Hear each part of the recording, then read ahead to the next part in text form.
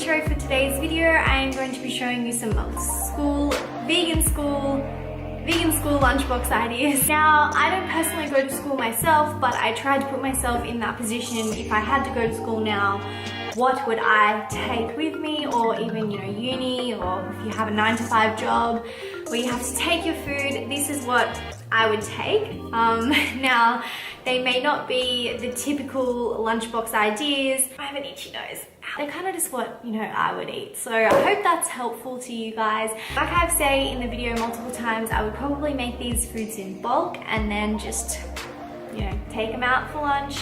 On the weekend, I would make them in bulk on the night before, or have that for dinner and then take it as leftovers. So yeah, whatever you want to do, and I hope that these are helpful, so enjoy. Also, I'm really horrible at voiceovers, so just roll with it, okay?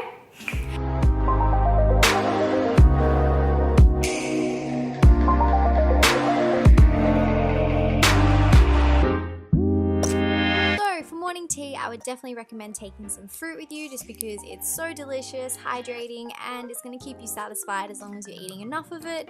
One of my favorite combinations is watermelon and passion fruit, and yeah, it's pretty much just the best combination ever. If you haven't tried it, definitely try it. I also really love oranges because they're so easy, and mixing them in with some mango. Yeah, as long as you're eating enough of this, then you're definitely going to feel satisfied. I would probably have about 2 containers worth for morning tea, or like a whole rock melon, something like that. Just make sure you're eating enough to feel satisfied and feel full after you have your morning tea. And yeah, try not to drop it all over the floor when you're cutting it up. Nectarines are also really good because you can just take them as is. You don't need to do any prep work to them. Also, grapes are really good for that as well. Yeah, so fruit's just pretty much amazing, and it's definitely going to keep you going through school or work or uni. If you don't feel like having fruit, then I also love making these oat and date balls.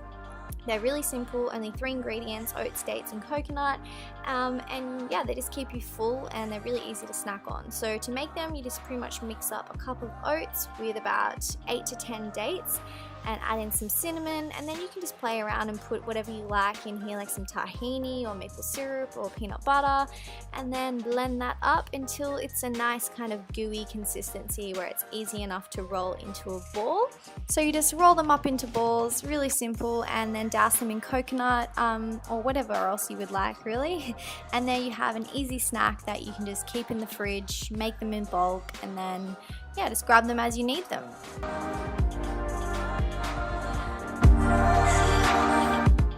The first lunch recipe is just a cold pasta salad. It is so easy and so delicious. I would definitely recommend boiling the pasta the night before and then just storing it in the fridge and then rehydrating the pasta with some cold water before you make the salad, so it's not all like dry and gross, if that makes sense. Now, this is like a Mediterranean kind of style pasta. I use these amazing roast capsicums I just get from Woolworths. They've got no added oil in them and quite low sodium, so they're just perfect. And also some olives as well.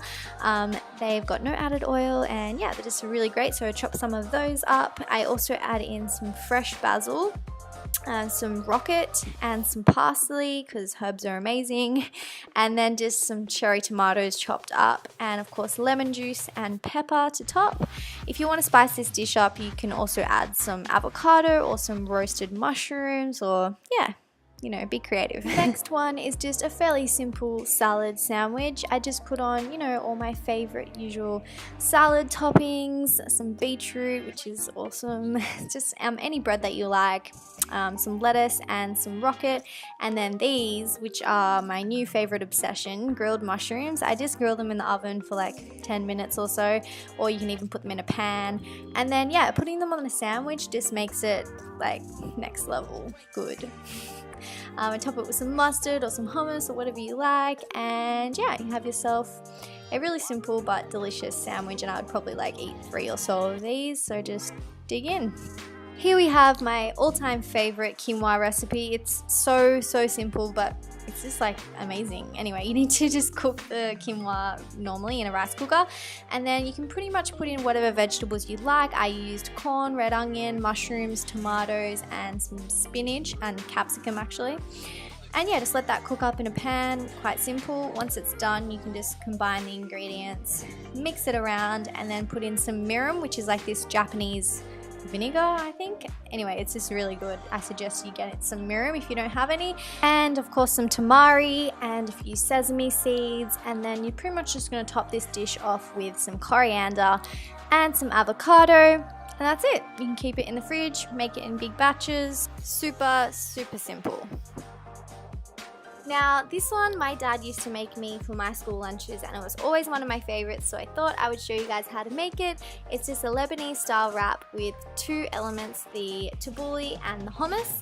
The tabbouleh, first all you have to do is chop up some parsley and then mix through some cracked wheat. If you don't know how to prepare the cracked wheat, then just Google it, it's really simple. And then yeah, we're gonna add in some chopped tomatoes and some lemon juice, some cracked pepper and some red onion.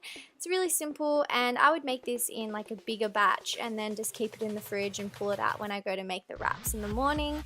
For the hummus, we're just going to take a tin of chickpeas, rinse them off, put them in a food processor, add about a teaspoon of tahini, plus put some garlic in there and some lemon juice, quite a bit of lemon juice, like a whole lemon, and some smoked paprika, and of course pepper. And then yeah, just blend that up. If it is a bit dry, then I just add a little bit of water and keep blending. And yeah, it's pretty much perfect. So then we're going to use Lebanese bread, which I highly recommend. It's got no oil in it, it's quite low sodium, really delicious. And then we're going to put on the hummus and the tabbouleh, and I also like to add some sliced cucumber because it's just really refreshing. And yeah, just you can put whatever you like on it, but just to have a play around and see what you like.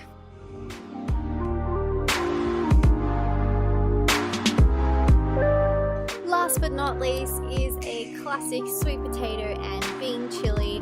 I couldn't help but put this in because it's really just probably one of my favorite things to eat. Sweet potatoes are so easy. You can just bake them the night before in the oven at about, I usually do it at about 150 to 180 for an hour or so. And yeah, once they're all squishy and delicious, you can choose how you want to eat them. Sometimes I take the skin off, sometimes I leave it on, just depending on what I feel like. To go with these sweet potatoes, I'm just going to make up a bean chili. So I'm using some zucchini, capsicum and onion, plus some frozen corn, a tin of tomatoes and a tin of red kidney beans with no added salt, which is always great. I use this Mexican seasoning from Gourmet Organic Herbs, and I just buy it from a health food shop. It's amazing. Definitely recommend that seasoning. And then yeah, just gonna cook that up in a pot, add in my tomatoes and my beans, let that cook away, and that's pretty much it. It's so simple. I like to make this in a big batch as well and just keep it in the fridge so I can have it with rice or, you know, quinoa or whatever I like. So yeah, I'm just gonna throw these in a container for how I would take it to school or work, and add in some lettuce and my chili and top it with some sriracha and some rocket and avocado, of course, and then you pretty much have perfection in a container. Now, sweet potatoes are like the perfect food, but you could always mix this up and put some rice in instead, or some quinoa or whatever you like, and yeah, voila. So that's all of my favorite recipes, and don't forget guys, just don't restrict your calories, eat as much as you want. These are all healthy and amazing foods. Don't be scared of carbs, and yeah, just pack as much as you want when you go to school so that you're full throughout the whole day. Okay guys, so that is the end of the video. I hope you enjoyed it, and obviously these recipes are more aimed at teenagers in high school, but if you do want more ideas on how to make lunch for younger children or how to help them adapt to a vegan lifestyle, my friend Ellen Fisher makes YouTube videos about that, and she has heaps of information on how to get your kids to eat more veggies and what to pack them for lunch and all that kind of stuff. So I'll link her channel down below. It's called Mango Mama, and yeah, she's really good at that kind of stuff. So I just tried to make recipes that I would take to school. Yes, that's what I would probably take. So I hope you guys enjoyed the video, and I'll see you next time. Oh, also leave down below in the comments what you take to school so that we can help give other people ideas of what they might want to bring to lunch as a vegan. I'll see you guys next time. Bye!